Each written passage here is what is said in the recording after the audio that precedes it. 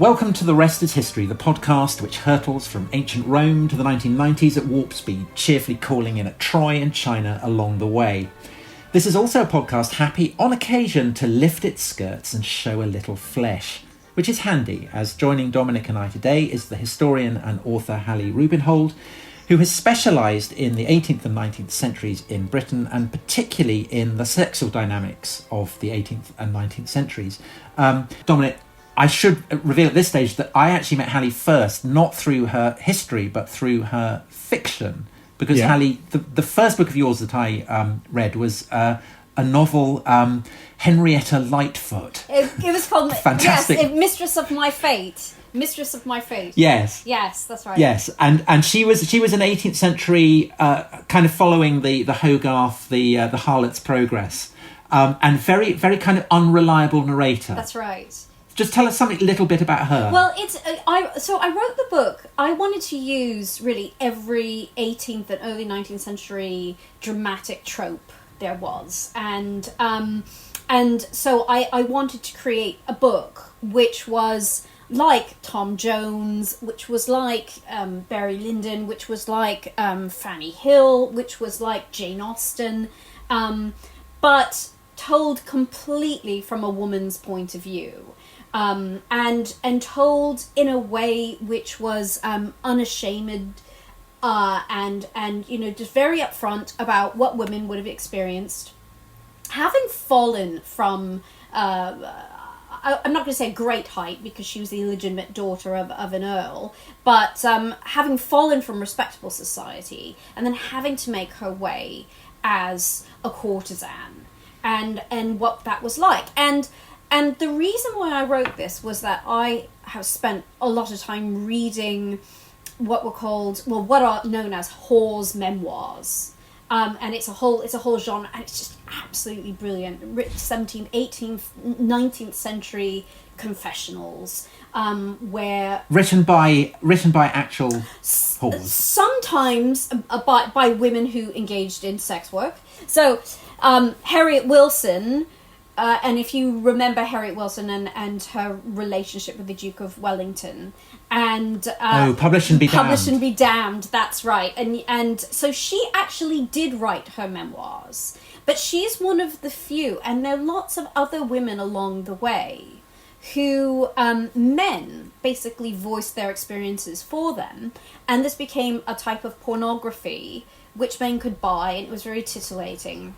So that's like Fanny Hill, right? Yeah, well, that's like exactly, Fanny Hill. You know, it's a perfect example. You know what women would have experienced, and what I just couldn't believe was that, you know, I knew that a woman's experience in this world of sex would have been so completely different than the way the men experienced it, and I was just desperate to find that voice. I mean, there's Harriet Wilson, and when women write it like Harriet Wilson does, she's writing it predominantly for a male audience, to a male readership, to titillate. But you know, the reality of this is that it's going to be so bloody awful for women in many cases, and in some cases it can be very empowering for women, and you know, and every degree and every shade in between those two things as well, and no one ever talked about that. So I thought I wanted to write basically an 18th century novel which used, again, all of those devices and everything, but did it in such a way in that we get that other side where she's talking about, well, this is what happened to me and this is how I survived, and, you know, and actually I hate these men, and you know, and I just lie there on the bed and he can do whatever he wants to me, and then I'm done, and then, you know, and it's that sort of stuff. It's really unromanticized sex in many ways. Because Hallie, this brings up one of the kind of long-running themes of this podcast, which is that because I write about ancient history where basically, you know, we know almost nothing, and Dominic writes about recent history where there's so much. Dominic, presumably you've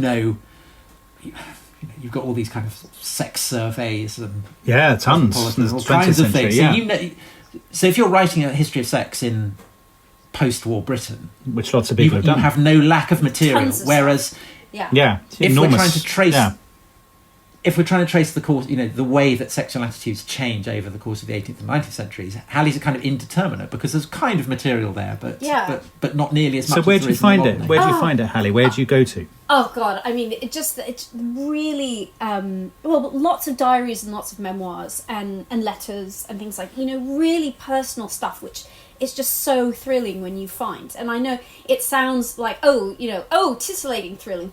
I mean, thrilling as in you get. I mean, this is what drew me to studying sex historically, is that there is nothing else which cuts into the psyche and the deeply, deeply personal experiences of people in the past, of what it was like to inhabit their heads, of what it was like to inhabit their bodies. Because, I mean, there is nothing so personal as sex, and what happens between two people in a bedroom, or more than two people in a bedroom, or wherever, is so, it tells you about the personality, it tells you about, what their beliefs are, are they religious? What are they afraid of? All of these things just kind of come tumbling out. And so I just think it's a really, really direct way into studying the person. And here's a question for you. How can you people are famously dishonest about their own sex lives. So how do you know when people are being, in their letters or their diaries, how do you assume that in their diaries, for example, people are being honest, or might they be lying to themselves or to some putative reader? Well, sometimes they are lying, and that's part of it. I mean, sex is performance, for a lot of people. But again, it's all about context and what, reading Casanova's memoirs, is a completely different experience than reading the letters of Lady Caroline Lennox, who with her sister, who's talking about married sex and what it's like, and joking that they're not virgins anymore and they can talk about these types of things, so that. And you have to weigh it up. And again, there are all sorts of other things in between. I mean, William Hickey's memoirs, I just think are absolutely fantastic. And Boswell. Boswell. I know, Boswell. Tom, you were going to... Yeah. A bad man, surely. Okay. Yeah. So one of the things that I've been doing over the lockdown is following the lines of buried rivers across London. So it's something you can do. You can walk. So you go out and you follow the line of a buried river. And what I find again and again is that basically red light districts are along the banks of these kind of lost rivers. So I've followed the line of the Bloomsbury Ditch, which goes obviously from Bloomsbury across what's now the Strand and down to the Thames. And this was a favourite haunt of Boswell's. He was always there with his... Well, the Strand. Well, because you go across the Strand and there was this kind of great snarl of streets, wasn't there? I think it's Holywell Street, which was notorious as the pornographer's street, where you'd go and buy condoms. And so presumably that's where Boswell went and bought his, what was it, his kind of sheep gut or whatever. Yes, yeah.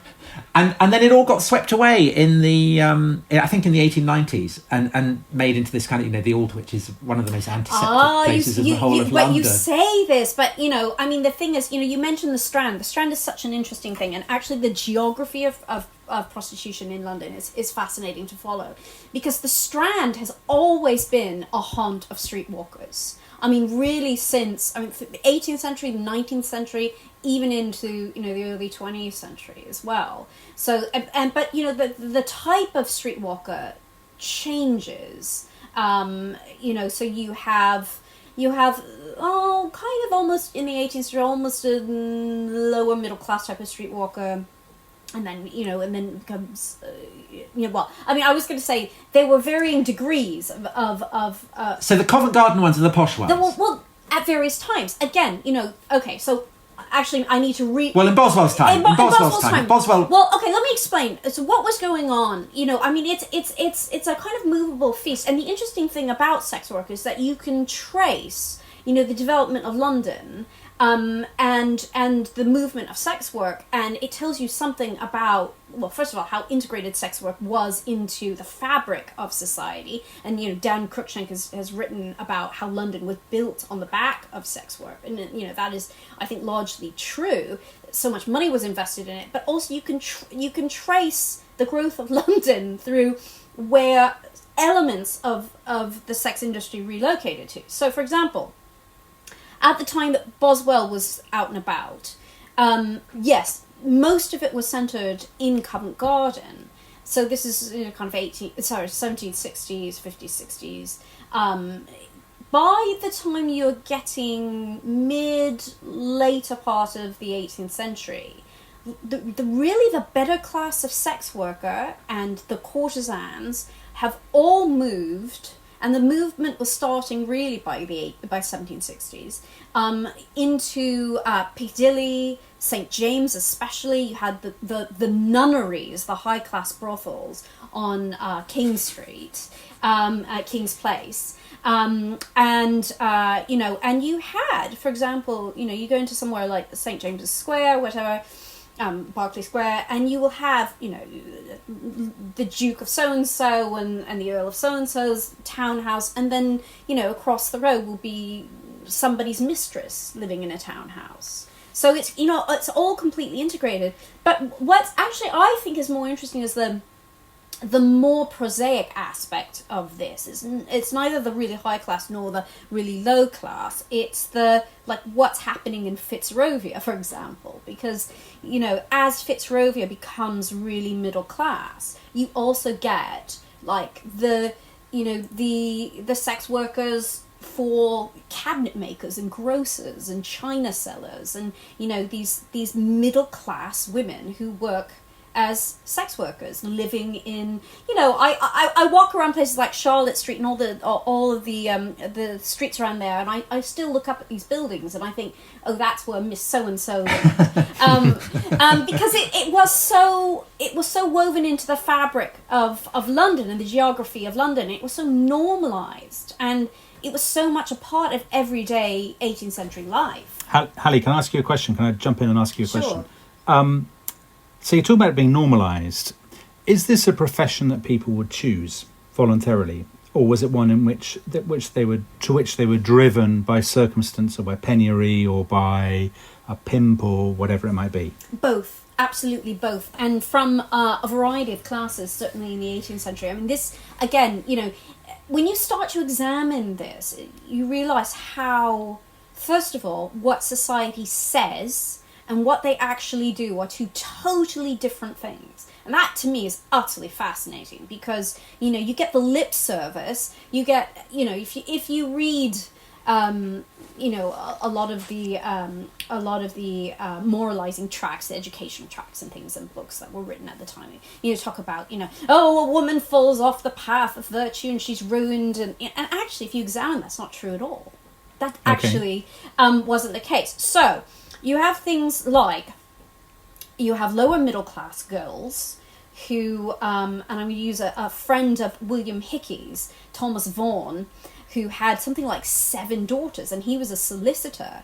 And there's this whole bit in Thomas Hickey's memoirs, which he's talking about William Hickey's memoirs, where he's talking about Thomas Vaughan's daughters. He's bemoaning the fact that he has so many daughters that some of them are going to have to turn out whores. Now, by that, he means he doesn't have money for dowries, and this is one of the problems: is if you see yourself as upwardly mobile, or if you desire to move up in a social class, you have to have the money to push your daughters into that social class. And if you don't, you've got a real problem because you've got superfluous females on your hands, and that superfluous female problem isn't going to be one that's really going to be addressed until about the 1870s, 1880s in this country. So what do you do with these girls? They can't marry a man of their class, so they're going to have to basically become like a concubine.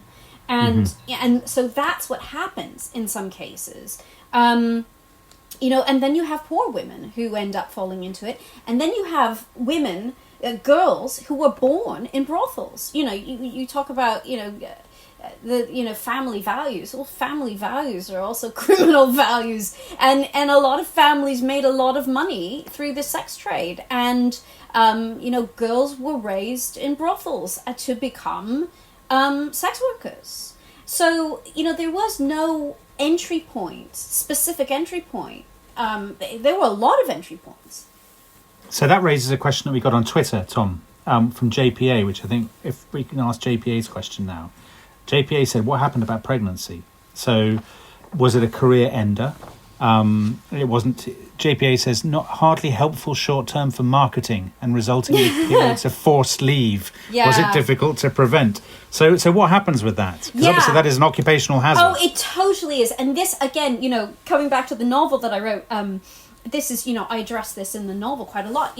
If your career, at a time when there was no effective birth control, if your career is based on a lot of sex, having a lot of sex frequently, and you're a fertile woman, you're going to get pregnant pretty regularly. So what do you do? Now, this is where really, the bits that people don't talk about, and even people suppress this and felt uncomfortable talking about it in their own era, which is abortion.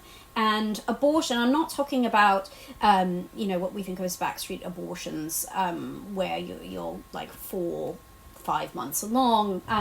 But this is, a woman is kind of missed her period, and before you feel the quickening, and the quickening is, I think, about 3 months where you start to feel the child inside you, it was believed that it wasn't a child. And there were all sorts of home remedies you could take that would, as they said, clear the womb.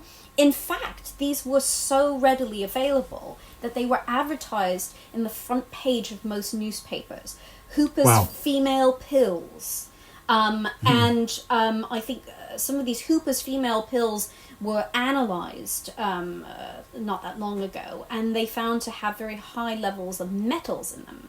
And that was metals, it's what you're doing is taking a low-level poison, which then makes you really sick and your body expels everything. For servant girls, who are the other kind of the classic way that you become a prostitute is you work as a servant girl and then the master gets you pregnant and then you're thrown out on the streets. Classic trope. Presumably, is this also, are they resorting to abortionists? Yeah, absolutely. Pills in the same way? It was so prevalent. There's an interesting anecdote about when Regent's Park was opened, and they have a herb garden in Regent's Park, and they found that it's like, I think within a day of opening Regent's Park with the herb garden, all of the abortifacient herbs were gone. So all the pennyroyal was stripped away. That's how prevalent it was. Okay, Hallie, that is an amazing note, I think, on which to go for a break. When we come back, I've got a question for you from Michael Ronson, who says, what precipitated the shift from the randy restorationers to the sexually neurotic Victorians? Sounds like horrible histories, assuming there's any truth in that characterisation. I ask that because I want to put that in a slightly different way, prompted by my own recent reading. Okay. So perhaps we could just leave that hanging. We'll come back to it after the break.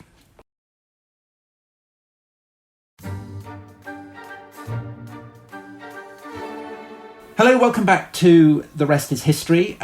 We are talking to Hallie about sex in the 18th and 19th centuries. And Hallie, we have this sense that, basically, the understanding of sex and the understanding of the relationship between men and women, it seems to me, changes very, very radically over the course of this period. And it's kind of...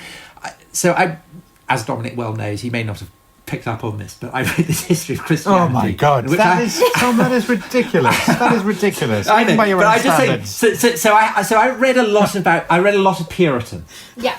And in the 17th century, you have a definite sense that that men think that women are vastly more licentious than men, that they're predatory. Give them a chance, they'll try and sleep with you. And recently, I've been reading Dickens. So I've been reading a lot of Dickens novels. And in Dickens, essentially, it's tarts with hearts. Prostitutes are fallen angels. Women are morally superior. They're essentially kind of asexual. It's always the men who are the predators, men who are the more sexually active.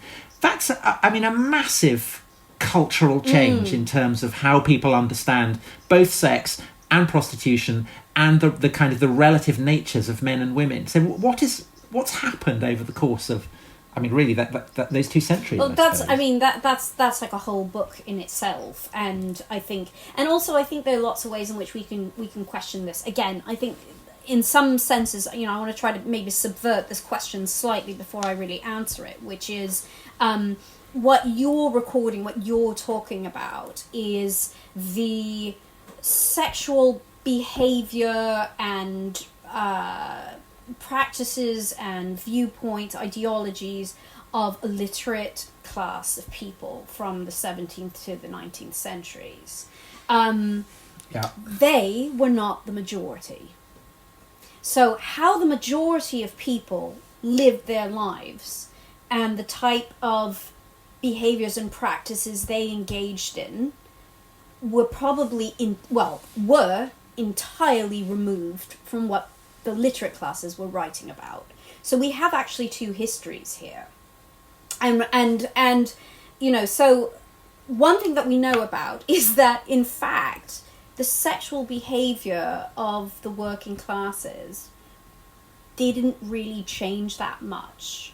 So there was sex outside of marriage.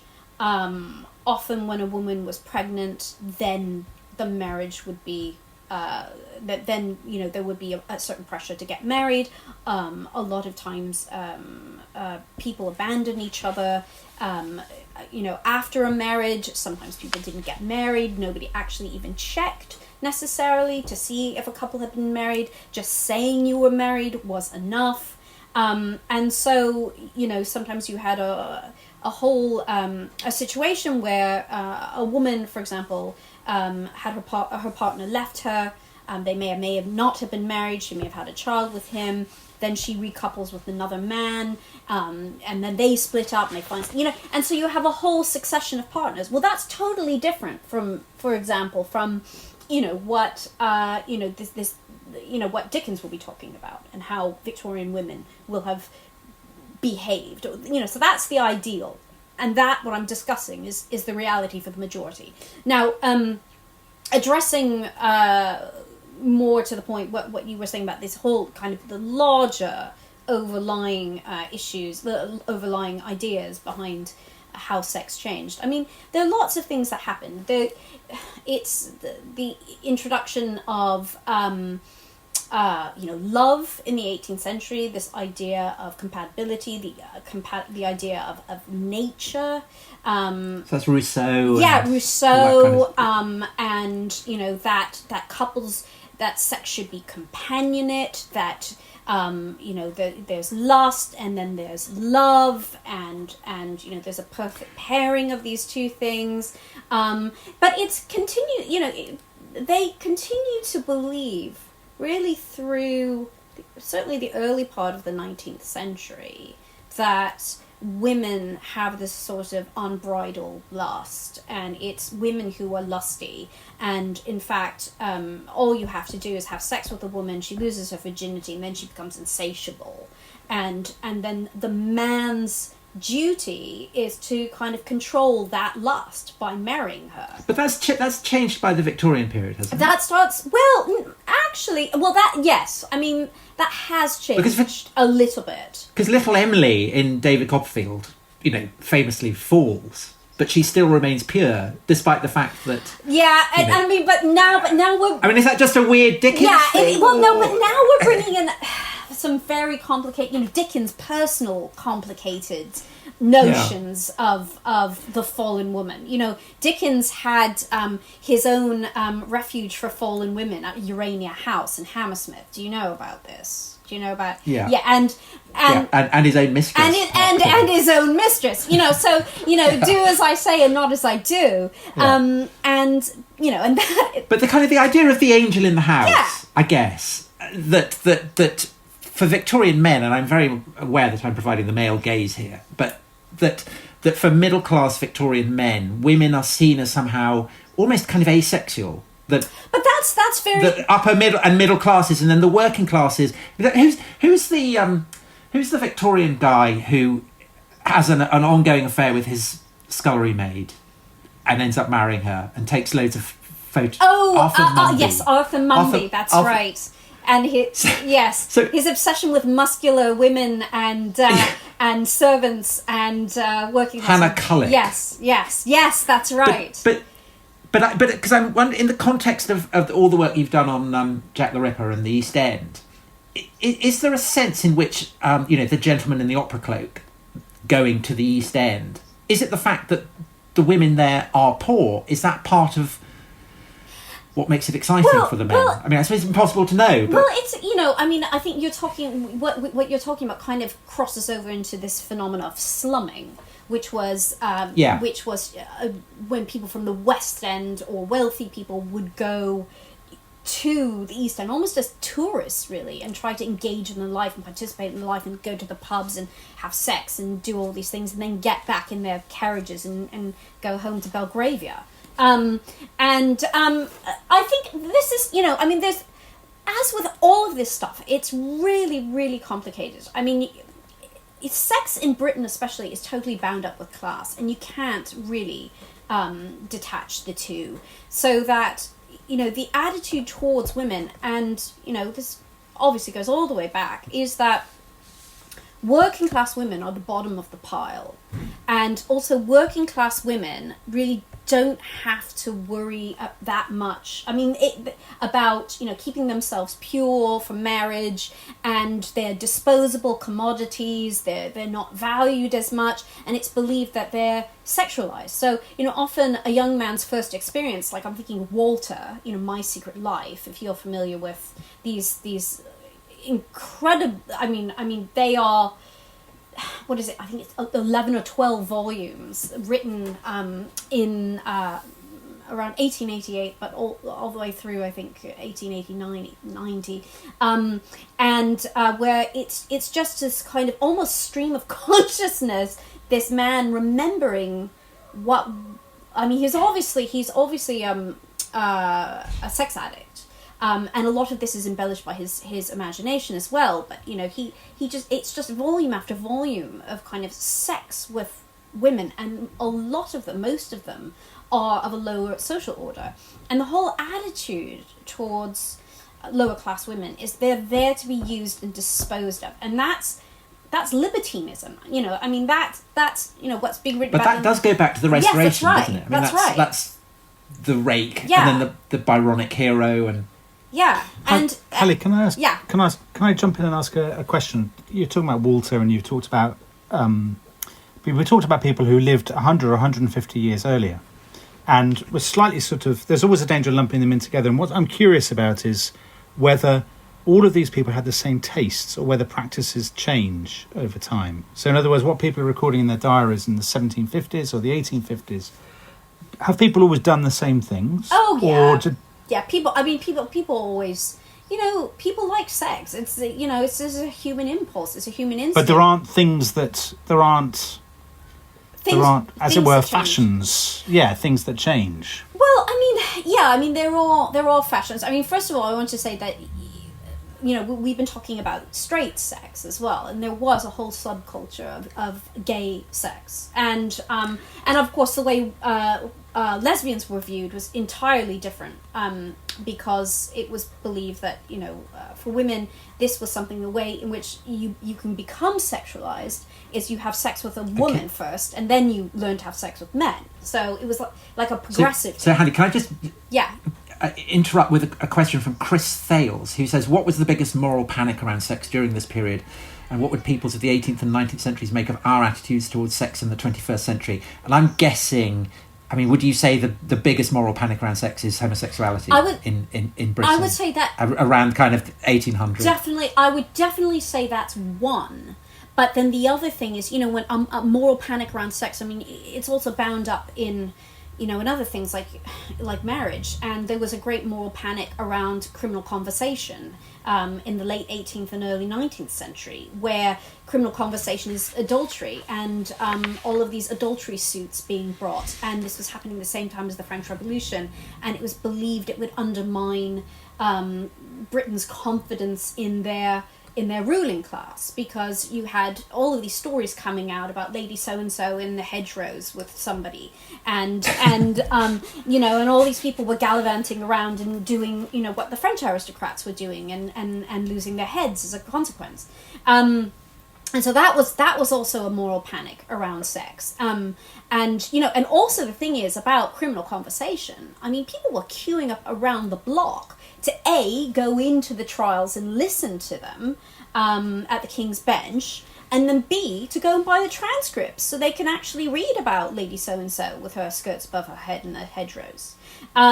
So that, But I guess that's... Yeah. I guess kind of, in sex tapes and things, I mean, that is something that perhaps we would... But I do wonder the thing about homosexuality that, it's been in the news recently with Naomi Wolf's new book and Matthew Sweet's response to it, but it is the case that men in the early decades of the 19th century were being executed for sodomy, and I guess that if you took someone from 1800 and said, well, you look at Britain in 2021. I mean, that would seem an unimaginable change. And I'm kind of interested in that because I did a lot when I was young. Did quite a lot about Byron, and there's a kind of enduring thesis that the reason that Byron goes abroad is because he basically is he wants to sleep with boys, and the risk of doing that in England is that he will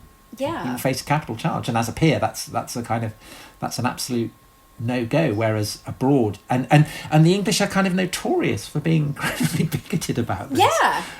So I even by the standards of particularly by the Turks, I mean, this seems to have been Byron's, the great appeal for Byron is that the Turks had much more tolerant attitude, and it's kind of interesting how completely the pole has swung, that for us the kind of the Islamic world it's all about repression and homophobia and so on, and we're much freer, and it is, but it's also there's also the great tradition, again, this ties into libertinism, as the great tradition of going abroad to sow your wild oats, and that's as much with boys as it is with girls, and the grand tourists who would go around Italy, and they like going to Venice because apparently the Venetian women were much more liberal with their favours. And then you end up leaving a whole load of illegitimates that you don't have to worry about because nobody can find you after you've left and come back to England. And, that's great. And you go on your merry way. There's that amazing conversation that Boswell has with Rousseau, where Boswell, is basically wants Rousseau to tell him that everything he wants to do is great. And Boswell is saying, wouldn't it be all right if I have kind of 30 wives and I, they all have children and I just kind of dump them somewhere? Wouldn't that be all right? And Rousseau, to give him credit, is saying, no, that's terrible. You can't do that. And Boswell is kind of palpably disappointed that Rousseau isn't saying, yeah, go ahead and do it. Well, you say, that's really interesting because, this comes back to the question that was asked, what would they think of us today? And I think, I think they would be horrified. I think they would be horrified at women, at the way, I mean, all women, we would all be whores. That to an 18th century man, all of the women would just be whores. But then at the same time, they'd be absolutely thrilled about that because it would mean that they wouldn't have any responsibility. And I think they would be pretty horrified at our sexual freedom. Let's do some questions, Hallie. We've got tons of questions from our listeners. So we can probably get through most of them, I reckon, before the end of the programme. So Stephen Clark, let's start with Stephen Clark. Stephen Clark says, to what extent was there ever really a Victorian taboo about sex? And if so, among which groups? And when did it develop and why? So he's asking about 6 questions in one. Yes. But do you want to...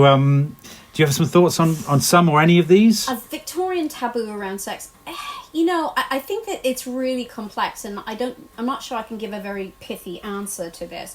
I think, what started happening, certainly even towards the later Georgian period, is that attitudes towards sex started changing a bit. But having said that, then that oversimplifies how the Georgians viewed sex. So, usually people will say it accords with the growth of the middle class, the literate middle class and the aspirational middle class.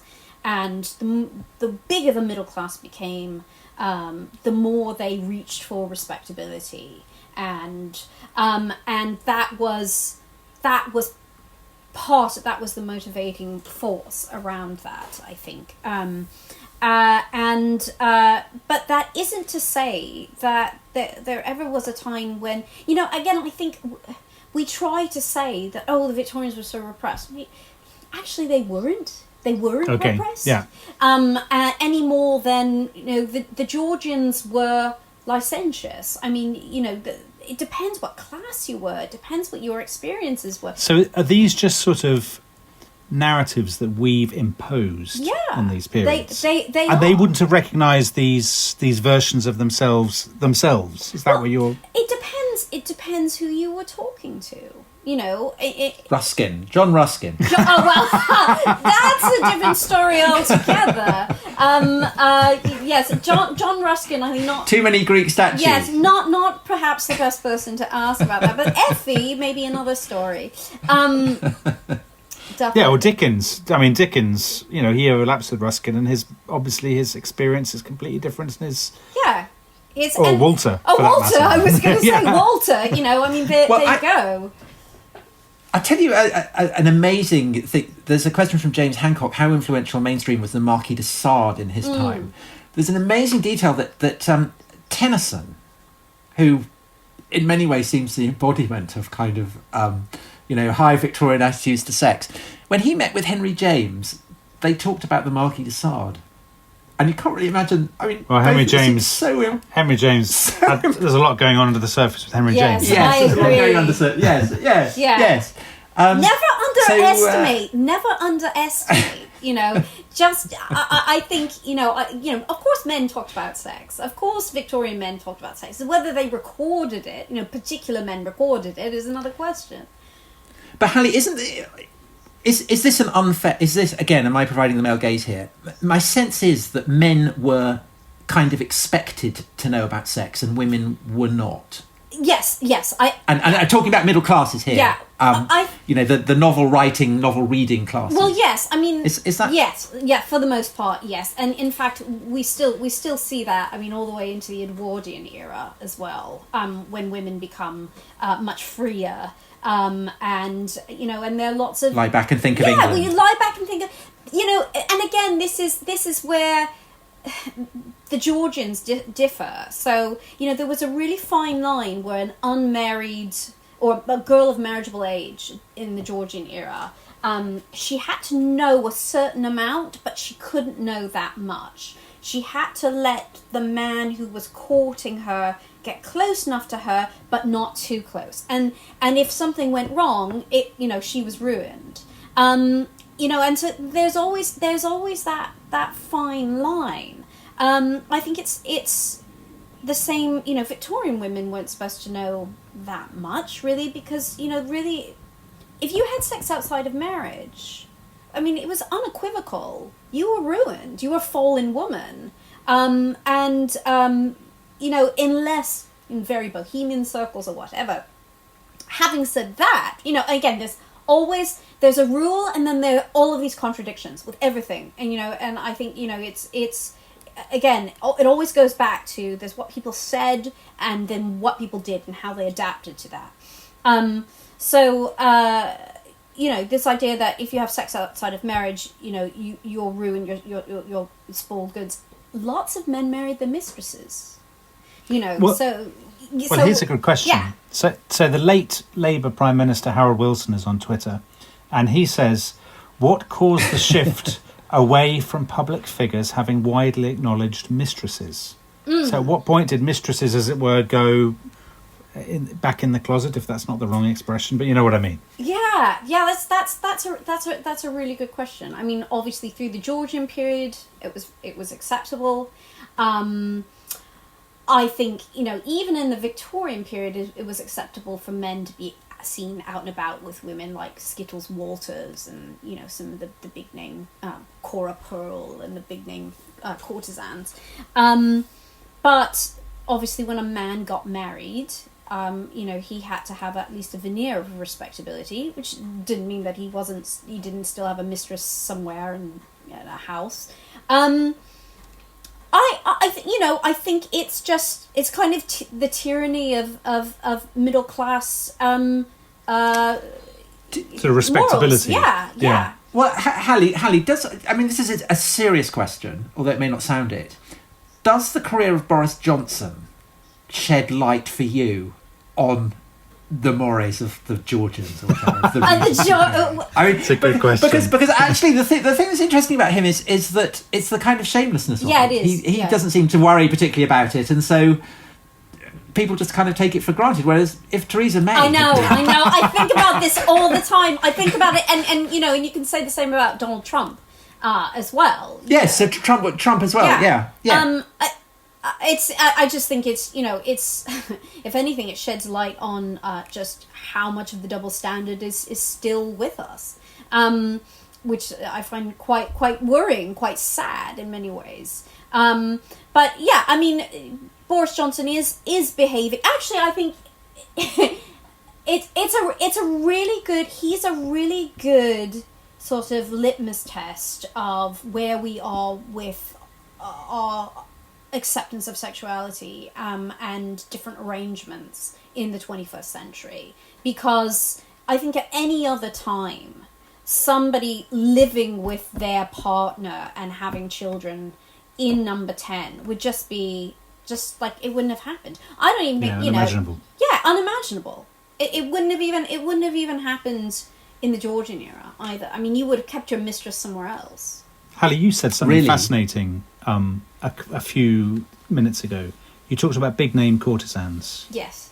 So I wanted to ask about that. So that's like sort of Emile Zola's Nana or something. Yeah. These sort of... So are these people genuine celebrities? And do they acquire a kind of respectability because of their big name? And how do you become a big name? Are you particularly good at the job? What is it that makes you a big name courtesan? I think it's a case of creating a certain sort of allure. It's like your marketing is very good in many ways, and it's right. it's who you manage to hook up with, and all of the buzz around that. If you are outrageous, like Kitty Fisher, for example, this whole thing about eating a banknote between two pieces of buttered bread and drinking champagne from somebody drinking champagne from her slipper, and all that makes her very desirable because she's fashionable and people want to be with her and they want to be seen with her. And courtesans can be status symbols as well. And it was the joke, something about giving your wife pearls and your mistress diamonds, or the wife gets pearls and she turns to the husband and she says, well, what did you give your mistress? And it's because it's a way of displaying your wealth as a man. Look, I'm so powerful that I can afford to keep this most desirable woman. And I think actually, if you're going to be in the sex trade in the 18th and 19th centuries, really that is the only way to live your life, is like that, because you do as a woman have a lot of agency. You can choose who your keepers are, and a lot of women played their cards very well and very wisely, and a lot of them didn't and went off the rails and ended up dying in complete penury as a result. Well, Hallie, rather than thinking about women dying in complete penury, I would like to end this by thinking about them drinking champagne out of sight. I think it's a much more positive note on which to end. I can't thank you enough for this incredible tour over such a kind of complex, fascinating range of material. Can't thank you enough. Thank you, everyone, for listening. We'll be back next week. Do keep an eye out on Twitter for our subjects, what we're going to be discussing. Send us your questions, your comments, even your corrections. Thanks very much for listening. Bye-bye. Bye-bye.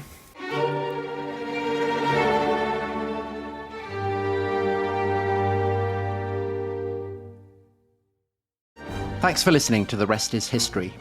For bonus episodes, early access, ad-free listening, and access to our chat community, please sign up at restishistorypod.com. That's restishistorypod.com.